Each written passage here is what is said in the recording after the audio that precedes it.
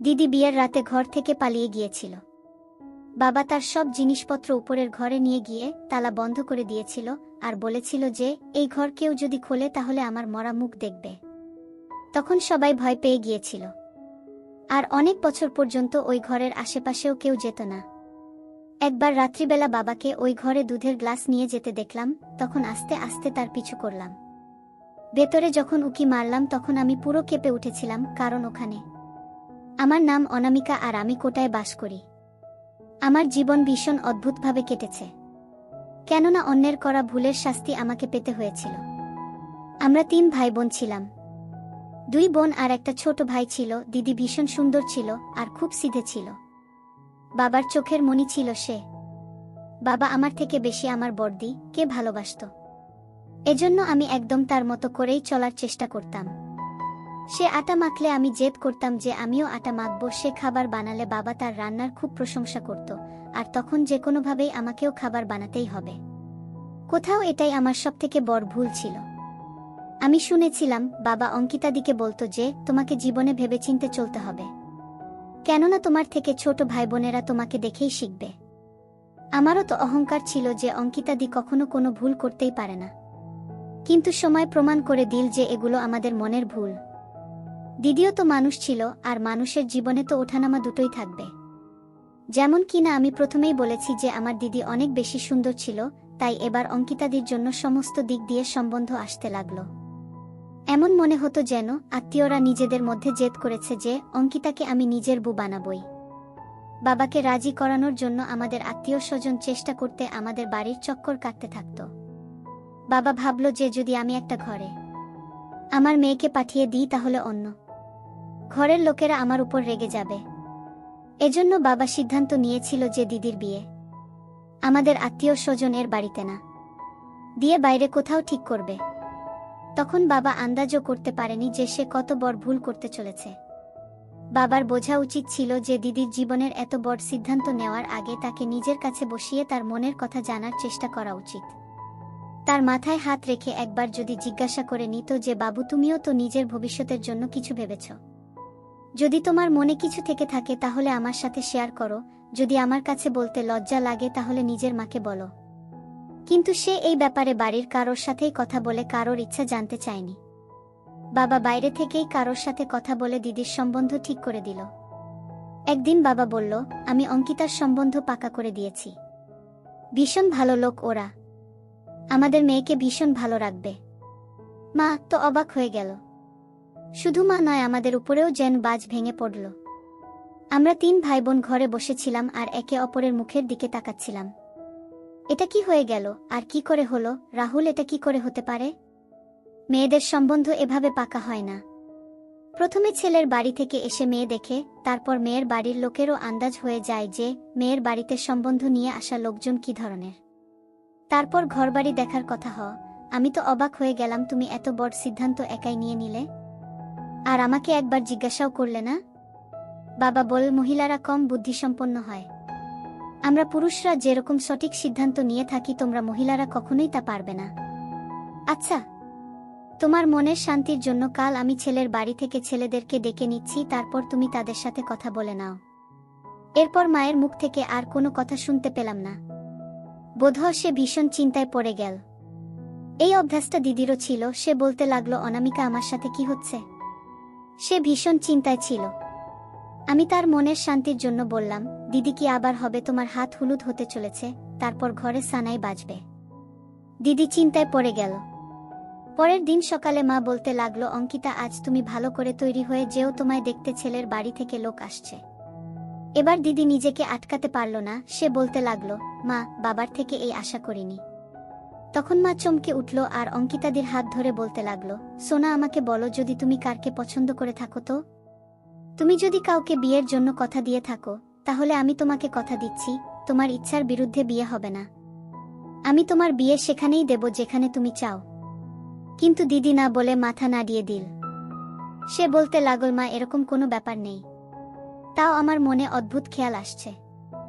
এমন মনে হচ্ছে যে এই বিয়ে আমার জন্য খুশি নিয়ে আসছে না, বরং আমার ভাগ্যের জন্য ধ্বংস নিয়ে আসছে। মা দিদির কথা শুনে চমকে উঠল। এরকম কথা বলার আগে একবারও ভাবলে না যে তোমার মায়ের হৃদয় দিয়ে কি যাবে? মা দিদির গলা জড়িয়ে ধরল। তারপর তারা দিদিকে দেখতে আসলো। এক বৃদ্ধা এসেছিলেন আর একটা যুবতী মেয়ে। তারা বলল যে ছেলের মা কোমায় আছে, এজন্য ঠাকুমা আর বোন এসেছে। যখন মা অঙ্কিতাদিকে নিজের সাথে নিয়ে আসলো তখন ছেলের ঠাকুমা খুব ভালোবেসে দেখল ওই মেয়েটারও দিদিকে ভালো লেগেছিল। সে তো এখন থেকেই দিদিকে বৌদি বলা শুরু করে দিয়েছিল। আর সবার নজর বাঁচিয়ে ছেলের বোন আমার দিদির হাতে ছেলের ফটো ধরিয়ে দিল। ছেলেটার নাম রমেশ ছিল। যখন আমি দিদির হাত থেকে ফটো নিলাম, দেখলাম ছেলেটি ভীষণ সুন্দর। দিদি ও তার ফটো দেখে লজ্জা পেয়ে গেল। যখন কিনা মা নিজেও সন্তুষ্টি প্রকাশ করেছিল, ছেলের ঠাকুরমা আর বোন দুজনেই ভীষণ সাদাসিধে ছিল। মা বলল, রমেশের সাথে তোমার বাবা দেখা করেছে। সে বলছিল রমেশ ভীষণ সাদাসিধে ছেলে। সত্যি বলছি অঙ্কিতা, আমার মন এবার যেন শান্তি পেল। তুমি বলো তোমার কি রায়? দিদি ও হ্যাঁ বলল। লজ্জা পেয়ে সে বলল, আমার এই সম্বন্ধে কোনো আপত্তি নেই। তারপর আমাদের ঘর খুশিতে ভরে গেল। কিন্তু কেউ এটা জানতো না যে এই খুশি একদিন সর্বনাশ প্রমাণিত হবে। সবকিছু ভীষণ ভালোভাবে চলছিল। দিদিও খুশি হয়ে প্রত্যেকটা বিষয়ে অংশ নিতে লাগল। দিদি নিজের পছন্দে বিয়ের পোশাক নিল আর নিজের জুতো নিজেই পছন্দ করল। শুধু তাই নয়, সে বরের বরযাত্রীর জন্য সমস্ত সাজসজ্জা নিজের ইচ্ছা মতোই করেছিল। সবকিছু ভালোভাবেই ঘটছিল। কেউ জানতো না যে দিদি নিজের মনে কি সিদ্ধান্ত নিয়েছিল। আমরা সবাই ভীষণ খুশি ছিলাম। আমি তো এক সপ্তাহ আগেই ঢাকঢোল বাজানোর লোকেদের ব্যবস্থা করেছিলাম। মা আমাকে বারণ করেছিল যে মেয়েদের বিয়েতে এতদিন আগে থেকে ঢোল বাজে না, কিন্তু আমি কোথায় শুনেছিলাম কথা। দিদি সমস্ত কষ্ট ভুলে গিয়ে ভীষণ এনজয় করেছিল। নিজের ইচ্ছায় আমরা গান পর্যন্ত গাইয়েছিলাম। আমার তো এমন মনে হতো যে যদি সে লজ্জা না পেত সে নিজেও আমাদের সাথে বসে গান গাইত। প্রত্যেকটা মুহূর্ত কাটতে লাগলো আর দিদির বিয়ের দিন সামনে আসতে লাগলো। সেদিন দিদি অনেক দামি পার্লার থেকে তৈরি হয়ে আসলো। সে নিজের পছন্দের জামা কাপড় পরেছিল। কিছুক্ষণ পরে যখন বর আসলো, আমি যখন রমেশকে দেখলাম, আমি তো চোখ চেয়ে অবাক হয়ে দেখলাম সে তো ভীষণ সুন্দর ছিল। আমি ভাবলাম গিয়ে দিদিকে বলি যে তোমার ভাগ্যে তো নবাব লেখা। আমি তাড়াতাড়ি দৌড়ে ঘরে এলাম। তখন ওখানে দিদি ছিল না। আমি অবাক হয়ে গেলাম যে এখনই তো আমি দিদিকে এখানে ছেড়ে গিয়েছিলাম, তাহলে সে কোথায় চলে গেল? আমি তার খোঁজে মায়ের ঘরে গেলাম, তো সেটাও ফাঁকা ছিল। আমি চিন্তায় পড়ে গেলাম তাহলে সে কোথায় চলে গেল। আমি তাড়াতাড়ি বাইরে আসলাম আর মাকে খুঁজতে লাগলাম। দেখলাম মা অতিথিদের আপ্যায়নে ব্যস্ত ছিল। আমি তার হাত ধরে একটা কোণায় নিয়ে গেলাম আর বললাম, দিদি নেই। মা বলল, নিজের ঘরে হবে। মা, আমি দেখেছি নেই সে, আর তোমার ঘরেও নেই। মা বলল, এখানেই কোথাও হবে। তারপর মা আবার অতিথিদের আপ্যায়নে চলে গেল। সে এমনভাবে কথা বলছিল যে সে কোনো কিছু ভুল হওয়ার সম্ভাবনাও অনুভব করেনি। তখন আমি মায়ের হাত ধরে একটা ঝটকা দিলাম। আমি বললাম, মা, আমি ভীষণ ভয় পাচ্ছি। মা বলল, চলো প্রথমে তোমার ভয়টাকে দূর করি। আমরা দিদিকে এক ঘর থেকে দ্বিতীয় ঘরে এবং দ্বিতীয় ঘর থেকে তৃতীয় ঘরে খুঁজতে লাগলাম, কিন্তু পেলাম না। দুজনেরই মুখ ফ্যাকাশে হয়ে গেল। তারপর বাবা ফোন পেল। বাবা রুমে আসলো। তার চোখও লাল হয়ে গেছে। সম্ভবত তার এই কষ্ট হচ্ছিল যে তার প্রিয় কন্যা তার সম্মান নষ্ট করেছে। বাবা বলতে লাগল, অঙ্কিতাকে বলো পণ্ডিতজি এসেছে। মা কাঁদতে কাঁদতে বলল, অঙ্কিতাকে পাওয়া যাচ্ছে না। বাবা অদ্ভুতভাবে মাকে দেখতে লাগলো। তারপর বলল, মানে? পাওয়া যাচ্ছে না মানে কি? মা কাঁদতে কাঁদতে বলল, আমি ঘরের কোনা কোনা ওকে খুঁজেছি। বাবা বুকে চাপড়ে চাপড়ে কাঁদতে লাগলো। সে বলতে লাগলো, আমার সম্মান মাটিতে মিশে যাবে। কেউ আমাকে এই সম্মানহানি থেকে বাঁচাতে পারবে না। তুমি বলো এবার আমি কি করব? লোকের সামনে কি করে যাব? মাও কাঁদতে লাগলো আর বলল, রাহুল, তুমি বিছানার উপর শুয়ে পড়ো। আমি গিয়ে বাহানা বানিয়ে দিচ্ছি যে আমার বরের শরীর ভীষণ খারাপ হয়ে গেছে আর এই অবস্থায় আমরা মেয়ের বিয়ে দিতে পারছি না। বাবা বলল, রানী, তুমি এতটা সাহস পাচ্ছ কি করে? মা নিজের চোখ মুছল আর বলল, তোমার ইজ্জত বাঁচানোর জন্য আমি সবকিছু করতে পারি। তুমি যদি তোমার ছেলে মেয়েকে ভালো কিছু শেখাতে পারতে। মা গিয়ে সবার সামনে বলল যে আমার বর এখন হৃদরোগে আক্রান্ত। এরকম অবস্থায় আমরা মেয়েকে বিদায় করতে পারব না। দয়া করা আপনারা বর এবং বরযাত্রী নিয়ে ফেরত চল যান আর তারপর অন্য কোনো দিন নিজের বুকে সাধারণভাবে বিয়ে করে নিজের সাথে নিয়ে যাবেন। সমস্ত দিক থেকে লোকেরা বলতে লাগলো। মা তো এসে নিজেকে ঘরের মধ্যে বন্ধ করে দিল। লোয়েক নানান রকম প্রশ্ন করতে লাগলো, যার জবাব আমাদের কাছে ছিল না। এই জন্য আমরা সবাই একটা ঘরে চুপচাপ বসেছিলাম। আমরা তো কখনো ভাবিনি যে হঠাৎ করে এই ধরনের সমস্যা এসে পড়বে। তারপর রাতে অনেকক্ষণ ধরে অনেক দেরি পর্যন্ত আমাদের বাড়ি খালি হলো। লোক এই অপেক্ষায় বসেছিল যে তারা কোনো না কোনো মুখরোচক খবর পাবে। পুরো রাত আমাদের এভাবেই জেগে কেটে গেল। সকাল হতেই বাবা ঘরে হাঙ্গামা শুরু করে দিল। সে একাই অঙ্কিতাদির জিনিসপত্র তুলে ছাদের ঘরে ফেলে দিয়ে আসলো। ওই ঘরটা যেটা কয়েক বছর ধরে বন্ধ পড়েছিল। ভাই এগিয়ে আসলো আর বলল, বাবা আমি তোমায় সাহায্য করতে চাই।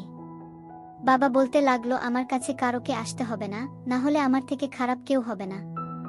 মা বলতে লাগলো, তোমার শরীর খারাপ হয়ে যাচ্ছে, বাচ্চারা তোমার সাহায্য করে দেবে। বাবা বললে, তুমি আর কোনো কথা বলো না। যদি তুমি আমার খেয়াল করতে তাহলে নিজের মেয়েদেরকে লাগাম দিতে। মা বেচারি লজ্জায় পড়ে গেল। বাবা সমস্ত জিনিসপত্র ছাদের ঘরে ফেলে দিল আর তারপর সেটাকে তালা লাগিয়ে দিল। বাবা বলল, আজকের পর কেউ যদি ওদিকে যাওয়ার চেষ্টা করে তাহলে আমার মরা মুখ দেখবে। ওই দিনের পর থেকে আমাদের বাড়ির সমস্ত খুশি শেষ হয়ে গিয়েছিল। বাবা আমাদের থেকে লুকিয়ে কান্নাকাটি করত। দিদি চলে যাবার পরে সবাই অনেক সমস্যার মধ্যে ছিল। সবথেকে বেশি সমস্যা আমায় দেখতে হয়েছিল, কেননা বাবা আমার ছাদে যাওয়াই বন্ধ করে দিয়েছিল। সে যখনই আমাকে দেখত ভয় পেত যে এও নিজের দিদির মতো আমার নাক কাটিয়ে চলে যাবে হয়তো। এই ঘটনার দুসপ্তাহ পরে বাবা সাহস করে নিজে দোকান খুলে নিল। কিন্তু সে বেশিক্ষণ সময় ধরে দোকানও চালাতে পারত না। সে তাড়াতাড়ি বাড়ি চলে আসতো আর তারপর ছাদে চলে যেত। বাবা যখন নিচে আসতো তখন ভীষণ ক্লান্ত লাগতো আর তার চোখ ফুলে যেত। কিন্তু 1 মাস পরে ছেলের বাড়ি থেকে আমাদের কাছে ফোন আসলো। রমেশের ঠাকুরমা বলতে লাগলেন, আমরা ভীষণ অবাক হলাম যে আপনারা বরকে ফেরত পাঠিয়ে দিলেন, আর আমরা আপনাদের উপর একটু রেগেছিলাম। তারপর মাথা ঠান্ডা করে ভাবলাম আপনাদেরও কোনো সমস্যা থাকতে পারে। এটাও তো হতে পারে আপনার বড় মেয়ে এই সম্বন্ধে না করে দিয়েছে আর আপনি নিজের ইজ্জত বাঁচাতে গিয়ে রাহুলের অসুস্থতার বাহানা করেছেন। যদি এরকম কোনো ব্যাপার হয়ে থাকে তাহলে আমাদের এতেও কোনো আপত্তি নেই। আপনারা যে কোনো একটা মেয়েকে বিয়ে দিন। যদি আপনাদের বড় মেয়ে না মানে তাহলে ছোট মেয়ের সাথে রমেশের বিয়ে দিন। কেননা আমরা অনেক ঘরেতে সম্বন্ধ খুঁজেছি, কিন্তু আপনার মেয়েদের মতো কোনো মেয়ে পাইনি। এজন্য আমরা চাই যে কোনো না কোনো ভাবে আমাদের সম্বন্ধ আপনাদের সাথেই হোক। মা ফোন রেখে দিল আর আমাকে বলল, অনামিকা তুমি বলো, তুমি কি এই সম্বন্ধে রাজি? আমি হ্যাঁ বললাম মা, দিদি চলে যাবার পর থেকে বাবা আমার বেঁচে থাকা মুশকিল করে দিয়েছে। সে আমাকে ঘেন্নার চোখে দেখে। আমি তো এটাই চাই যে দিন থেকে রাত যেন না হয়, আর আমি এখান থেকে চিরজীবনের জন্য যেন চলে যাই, কখনো যেন ফিরে না আসি। মা আমাকে জড়িয়ে কাঁদতে লাগলো। সে বলল, সোনা, ভাগ্যে তো এটাই লেখা ছিল, অন্যর কৃতকর্মের শাস্তি আমরা পাচ্ছি। আমি চাই যে তোমার ভাগ্য যেন বদলে যায়, কিন্তু আমি কি করব? আমি তো নিজেই বাধ্য। মা এমন ভাবে ভেঙে পড়েছিল যে আমি তাকে সাহস দিতে লাগলাম। আমি বললাম, মা তুমি রেগে যেও না, ভগবান সব ভালো করবেন। আমি নিজের ঘরে চলে গেলাম, কেননা বাবার ফিরে আসার সময় হয়ে গিয়েছিল। আজ আমার মন অদ্ভুতভাবে ঘাবড়াচ্ছিল, কেননা আমার ভাগ্য নির্ধারণ হতে চলেছে। ঘরের দরজা খোলার সাথে সাথে আমি এসে আমার ঘরের জানালায় বসলাম। বাবা বাড়িতে এসে হল খালি দেখে রান্নাঘরে গেল। পাগলের মতো রান্নাঘরে ঘুরে বেড়াচ্ছিল বাবা। আমি তাকে দেখে অবাক হয়ে গেলাম। তারপর কিছুক্ষণ পর রান্নাঘর থেকে ফিরে এল হাতে 1 গ্লাস দুধ নিয়ে। তার অনুমান সঠিক ছিল না। সে এদিক ওদিক তাকিয়েছিল, যেন কেউ বড় চুরি করছে। যদিও এটা তেমন একটা বড় ব্যাপার ছিল না। একজন মানুষ তার বাড়ির রান্নাঘর থেকে 1 গ্লাস দুধ নিতে পারে যতটা সে চায়। তারপর বাবা গ্লাসটা ধরে আস্তে আস্তে সিঁড়িতে উঠতে লাগল এবং ছাদের দিকে চলে গেল। আজ আমার চোখ যা দেখল এটা খুবই সাধারণ ব্যাপার, কিন্তু আমি আমার বাবাকে সন্দেহ করতাম। তখন আমি এই নিয়ে চিন্তিত ছিলাম। বাবা আসার পর মা রুম থেকে বের হলো না কেন? কারণ বাবা বাইরে থেকে আসার সাথে সাথে মা সব ছেড়ে বাবার কাছে আসতো, আর তারপর খাবার খাওয়ার কথা জিজ্ঞাসা করত। তারপর রুটি বানাতো। আমি গোপনে মায়ের ঘরে গিয়ে জানতে পারি সে ঘুমাচ্ছে। আধ ঘন্টা পর বাবা বারান্দা থেকে নেমে এল। তার অবস্থা অদ্ভুত হতে থাকে। জীবনে প্রথমবার বাবাকে সন্দেহ করলাম। কারণ এই মুহূর্তে আমার কাছে উত্তর ছিল না। তারপর মাও ঘুম থেকে জেগে উঠল। তাই সে বাবার জন্য রান্না করতে লাগল। মা খাবার রান্না করে বাবার সামনে রাখল আর কাছে গিয়ে খাটের উপর বসল। সে বলতে লাগল, রাহুল, আজ রমেশের ঠাকুরমার ফোন এসেছে। বাবা তার মুখে খাবার সবেমাত্র তুলতে যাচ্ছিল, কিন্তু থেমে গেল এবং তার মুখ ফ্যাকাশে হয়ে গেল। আমি আমার ঘরের জানালা দিয়ে এসব দেখছিলাম। আম্মু বলতে শুরু করলো, তারা বলছেন যে আপনারা বড় মেয়ের না হলে ছোট মেয়ের সাথে বিয়ে দিন। বাবা সেই তখন খাবার ছুঁড়ে ফেলে দিয়েছিল। সে রেগে উঠে দাঁড়িয়ে বলল, ওদেরকে বলো আমার মেয়ের ভাগ্য এখন এতটাও খারাপ না যে সে তোমাদের মতো মানুষের সাথে সম্বন্ধ করে। আম্মু স্তব্ধ হয়ে গেল। এর মানে কি? ওরা ভালো না? বাবা নাসূচক মাথা নাড়ল আর বলল, আজকের পর ফোন করলে ধরবে না। তারপর মাও রেগে বলল, তোমার নিজের বুদ্ধিমত্তার উপর তো তোমার অনেক বিশ্বাস ছিল। তোমার মতে মহিলারা কম বুদ্ধিমান। তাহলে এত বড় ভুল কিভাবে করলে? তুমি অঙ্কিতার সম্বন্ধ এত খারাপ মানুষের কাছে কিভাবে করেছিলে? বাবা রেগে দরজা ধাক্কা দিয়ে ঘর থেকে বেরিয়ে গেল। আম্মু হাউমাউ করে কাঁদতে লাগল। সে বলল, অঙ্কিতা, তুমি আমার জীবন নষ্ট করেছ। এখন কি বলবো? আমিও অদ্ভুত চিন্তার মধ্যে দিয়ে যাচ্ছিলাম। এখন আমি সারাক্ষণ বাবার দিকে নজর রাখতে লাগলাম। সে খুব অদ্ভুত হয়ে গিয়েছিল। মনে হতো না যে সে আমার বাবা। তাকে খুব বিপজ্জনক মনে হতো আমার। কখনো কখনো এমনও হয় যে কোনো ব্যক্তির ক্রিয়াগুলি তাদের মুখ থেকে প্রতিফলিত হতে শুরু করে। বাবার কাজও তার মুখ থেকে দেখা যাচ্ছিল। তার চেহারা এমন হয়ে গিয়েছিল যে কেউ দেখলেই ভয় পায়। তাই তার কাছ থেকে আমি লুকিয়ে থাকতাম। সে যতক্ষণ ঘরে থাকত আমি আমার ঘর থেকে বের হতাম না। মা সারাক্ষণ নিজের কাজে মগ্ন থাকত। আর ভাই স্কুল থেকে টিউশনি যেত, তারপর টিউশনি থেকে খেলতে যেত, আর অনেক রাতে বাসায় ফিরত। মনে হচ্ছিল সেও যেন বাড়ির পরিবেশ থেকে দূরে থাকতে চায়। এখন আমি সবসময় বাবাকে ছাদে দুধ নিয়ে যেতে দেখতাম। কেন সে দুধের গ্লাসটা উপরে নিয়ে যায় বুঝতে পারতাম না। আমি এটা নিয়ে অনেক চিন্তা করতাম। এজন্য আমার ঘুম আসতো না। আমি সারাদিন ধরে অঙ্কিতাকে মনে করতাম। অঙ্কিতা দি আমার খুব কাছের এবং খুব ভালো বন্ধু ছিল। ও যদি এত বড় ভুল সিদ্ধান্ত না নিত তাহলে ভালো হতো। অনেক রাত হয়ে গিয়েছিল আর চারপাশ থেকে কুকুরদের চিৎকারের আওয়াজ শোনা যাচ্ছিল। আমি উঠে আমার ঘরের জানালায় বসে পড়লাম। তখন আমি অদ্ভুত কিছু অনুভব করলাম। কেউ যেন আমাদের হোল ঘরে হাঁটছিল। আমি যখন খেয়াল করলাম অন্য কেউ না, সে আমার বাবা ছিল। আমি চমকে গিয়েছিলাম। বাবার আন্দাজ দেখে এমন মনে হচ্ছিল যেন সে ভীষণ চিন্তায় ছিল। আমার আজ তার উপরে মায়া হচ্ছিল। আমি ভাবতে লাগলাম, বাবা যদি আমাদের দুজনের মধ্যে এতটা দূরত্ব না বানাত, তাহলে আমি তার কাছে চলে যেতাম, তার দুঃখ কষ্ট ভাগ করে নিতাম। কিছুক্ষণ বাবা হোলের মধ্যে হাঁটতে লাগলো, আর তারপর সে রান্নাঘরের দিকে এগিয়ে গেল। আমার মাথায় খেয়াল আসলো, আমার বাবার কি খিদে পেয়েছিল। কিছুক্ষণ রান্নাঘরে খটপট করে আওয়াজ হতে লাগলো, আর তারপর সে বাইরে বেরিয়ে আসলো। তার হাতে খাবার ছিল আর তার পা সিঁড়ির দিকে এগিয়ে যেতে লাগলো। তারপর আস্তে আস্তে পুরো সিঁড়ি পেরিয়ে ছাদে চলে গেল বাবা। আমি লুকিয়ে বসেছিলাম যে এ সমস্ত কি? বাবা ছাদে কি করতে যাচ্ছে? কখনো দুধ কখনো খাবার নিয়ে সে কি করে? কেন যায় সে? এবার আমি অনুভব করছিলাম যে কিছু না কিছু রহস্য আছেই। এজন্য আমি সিদ্ধান্ত নিলাম যে বাবার রহস্য এবার আমি জেনে ছাড়ব। আমার ভয় লাগছিল ভীষণ, কিন্তু আজ সাহস করব বলে সিদ্ধান্ত নিলাম। আমিও আস্তে আস্তে সিঁড়ির উপর দিয়ে ছাদে পৌঁছে গেলাম। এটা দেখে আমি একটু ঘাবড়ে গেছিলাম যে ওই ঘরটা যেখানে দিদির জিনিসপত্র রাখা ছিল সেটা খোলা ছিল, আর সেখান থেকে আলো আসতে লাগলো। আমি এগিয়ে যেতে লাগলাম। রুমের দরজা খোলা ছিল বলেই আমি গোপনে ভিতরের পুরো দৃশ্য দেখতে লাগলাম। দিদি ভিতরে বসেছিল। এই দৃশ্য দেখে আমি কাঁপতে লাগলাম। বাবা রুটির টুকরো দিদির মুখে দিচ্ছিল। দুজনেই চুপ হয়ে গেল, কিন্তু তার চোখ থেকে জল ঝরছিল। এইসবের মধ্যে কি ঘটছিল আমার বোঝার তা বাইরে ছিল। তারপর অনেকক্ষণ পর বাবা বলল, অঙ্কিতা, তুমি আমার মেয়ে না। দিদি কথা বলল। সে বলতে লাগলো যে আমি তোমার মেয়ে নই, এই জন্য আমায় শাস্তি দেওয়া হচ্ছে। তুমি কি অনামিকার সাথেও তাই করতে পারতে? বাবা বলল, অঙ্কিতা, আমি তোমাকে খুব ভালোবাসি, কিন্তু জানো আমি কখনোই অনামিকাকে নিয়ে এসব করতে পারবো না। অঙ্কিতা দিদি কাঁদতে লাগলো। সে বলল, আমি কারণ জানতে চাই। আমাকে এভাবে রাখলে কেন? বাবা বলল, তাহলে শোনো, আজ আমার হাতে অনেক সময় আছে। যাই হোক, আমি রানীকে তার খাবারে ঘুমের ওষুধ দেই, তাই সে সারা দিন এবং সারা রাত ঘুমায়। কিন্তু এই অনামিকাটির কারণে আমি কখনই বারান্দায় বেশিক্ষণ থাকতে পারি না, কারণ আমি ভয় পাই যে সে আমাকে সন্দেহ করবে। কিন্তু আজ সবাই ঘুমাচ্ছে, সেজন্যই আজকে সব বলছি।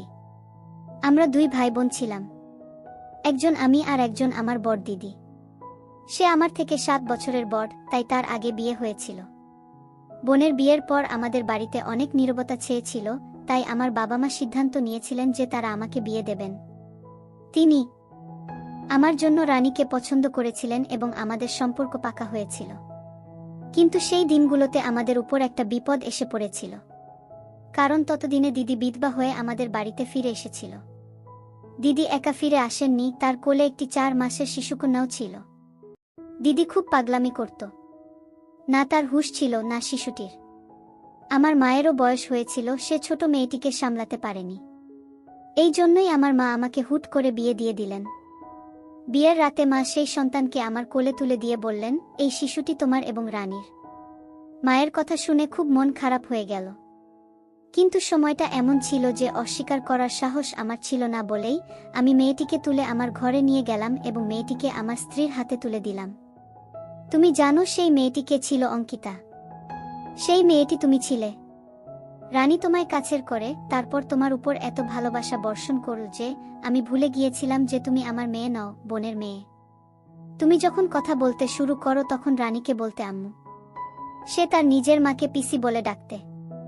দিদির অবস্থা ভালো হয়ে গেলে বাবা মা তার সম্বন্ধ দেখতে শুরু করেন, কিন্তু দিদি নিজেই একটা ছেলের নাম নিয়েছিল যে ওর সাথে আমার বিয়ে দেওয়া উচিত। আমার বাবা আমার উপর দায়িত্ব চাপিয়ে দিয়েছিলেন যে তুমি ওই ছেলেটিকে তদন্ত করে আমাকে বলো। আমি যখন জানতে পারি ছেলেটি প্রতারক বলে প্রমাণিত হয়েছিল, তাই বাবা বোনকে বলেছে আমি তোমাকে তার সাথে বিয়ে দেব না। আমাদের মনে হল দিদি সব বুঝতে পেরেছে, কিন্তু দিদি রাতে বাড়ি থেকে পালিয়ে গিয়েছিল। আমাদের উপর সমস্যা এসে পড়ল, কিভাবে এইসব ঘটল? বাবা এটা সহ্য করতে না পেরে পৃথিবী ছেড়ে চলে গেলেন এবং তুমি রানীর যত্ন পেয়েছিলে।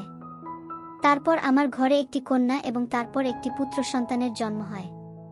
কিন্তু এত বছর পার হয়ে গেলেও দিদির ভুলটা ভুলতে পারিনি। তারপর সময় চলে গেল এবং আমি তোমাকে আমার সন্তানের চেয়ে বেশি ভালোবাসতে শুরু করলাম। কিন্তু মাঝে মাঝে ভাবতাম তুমিও যদি তোমার মায়ের মতো চলে যেতে তাহলে আমার জীবনটা কঠিন হয়ে যেত। সেজন্য আমি তাড়াতাড়ি তোমার সম্বন্ধ খুঁজে বের করে তোমার বিয়ে ঠিক করে ফেললাম।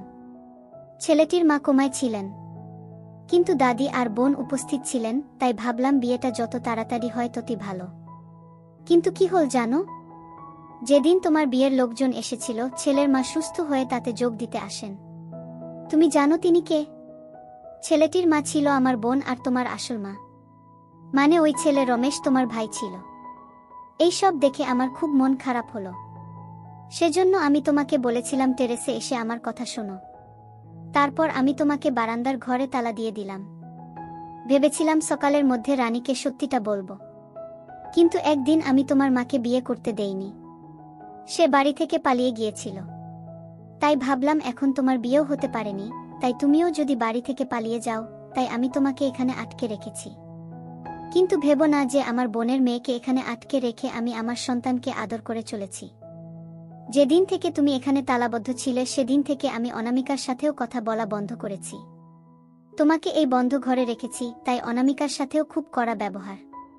সে বলতে লাগলো, বাবা, আমি বাড়ি থেকে পালিয়ে গেলেও তোমার সম্মান ধূলিসাৎ হয়ে যেত, আর আমাকে এখানে আটকে রেখেও তোমার ইজ্জত তুমি মাটিতে মিশিয়ে দিচ্ছে।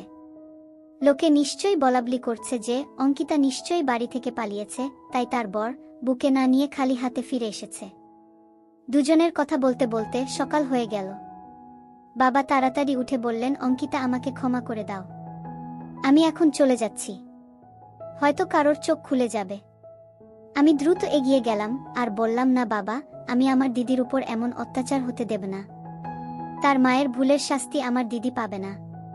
ঈশ্বরের আইন, তিনি সর্বদা প্রতিশ্রুতি দেন যে ব্যক্তি ভুল করেছে তাকে শাস্তি দেবে।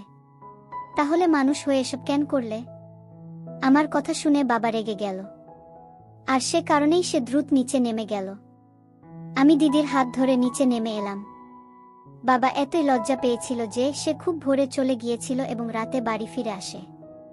আর বাবা কাঁদতে কাঁদতে আমাদের সবার কাছে ক্ষমা চাইতে থাকে। প্রথমে দিদি বাবাকে ক্ষমা করে দিল, তারপর আমরা সবাই ক্ষমা করে দিলাম। সবকিছু ঠিক ছিল। বাবা দিদিকে অনুমতি দিয়েছিল এবং সে তার মায়ের সাথে দেখা করতে শুরু করেছিল এবং খুব শীঘ্রই সে খুব ভালো জায়গায় বিয়ে করতে চলেছে। আমরা আশা করি কঠিন সময় কেটে গেছে। ভবিষ্যতে শুধুই সুখ থাকবে।